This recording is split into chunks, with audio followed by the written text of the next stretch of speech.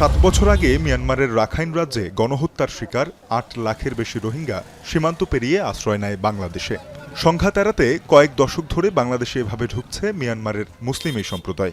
বর্তমানে টেকনাফ ও উখিয়ায় 33টি আশ্রয় শিবিরে নিবন্ধিত রোহিঙ্গা 12 লাখের বেশি। মানবিক প্রয়োজনে আশ্রয় নেয় এ জনগোষ্ঠী পুরোপুরি নির্ভরশীল দেশি ও বিদেশি সহায়তার উপর। রোহিঙ্গা প্রত্যাবাসনের ক্ষেত্রে জোরালো অগ্রগতি না থাকার কারণ হিসেবে জাতীয় ঐক্যমতের অভাবকে দায়ী করছেন বিভিন্ন রাজনৈতিক দলের নেতারা। শনিবার Bangladesh Institute of International and Strategic স্টাডিজে South Asian Institute of Policy and Governance ও নর্থ সাউথ বিশ্ববিদ্যালয় আয়োজিত বাংলাদেশ রোহিঙ্গা নীতি নিয়ে জাতীয় ঐক্যমত বিষয়ক সেমিনারে অংশ নেন বিএনপির স্থায়ী কমিটির সদস্য আমির খসরু মাহমুদ চৌধুরী। তিনি বলেন, সীমান্তে স্থিতিশীলতা ফিরিয়ে আনতে নির্বাচিত সরকারের প্রয়োজনীয়তা আছে।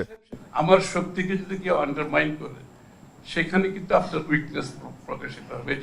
যে ঘটনাগুলো ঘটছে বর্ডারে, this is not good sign for any country.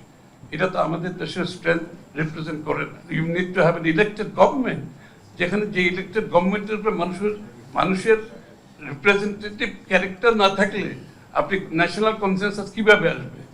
এটা তো একটা ফ্লুইড কথা যে আমরা ন্যাশনাল কনসেনসাস করব। সংকট সমাধানে জাতীয় ঐকমত্যের প্রতি গুরুত্ব আরোপ করেন জামায়াতে ইসলামের সহকারী সেক্রেটারি জেনারেল হামিদুর রহমান আজাদ।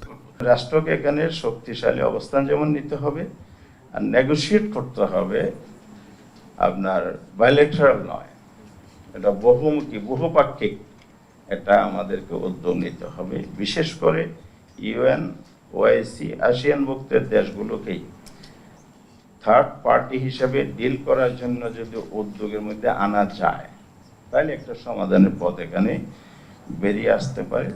আলোচনায় প্রধান অতিথির বক্তব্যে পররাষ্ট্র উপদেষ্টা তৌহিদ হোসেন উল্লেখ করেন, বিগত সরকারের করা প্রত্যাবাসন চুক্তিটি ভুল সিদ্ধান্ত ছিল।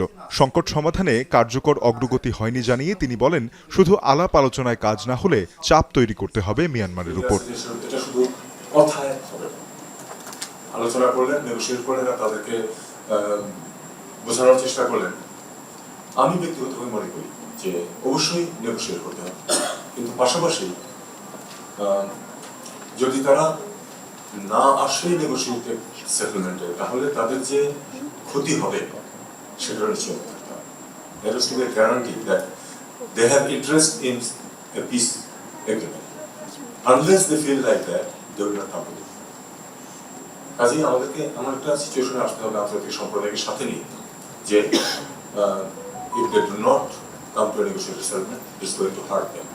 মিয়ানমারে চলমান গৃহযুদ্ধে প্রত্যাবাসন পরিস্থিতি তৈরি হচ্ছে না। সাম্প্রদায়িক সংঘাত থেকে রোহিঙ্গা জনগোষ্ঠীর নিরাপত্তা নিশ্চিত করতে না পারলে মিয়ানমার সংকটের স্থায়ী সমাধান সম্ভব নয় বলে মত দেন বক্তারা।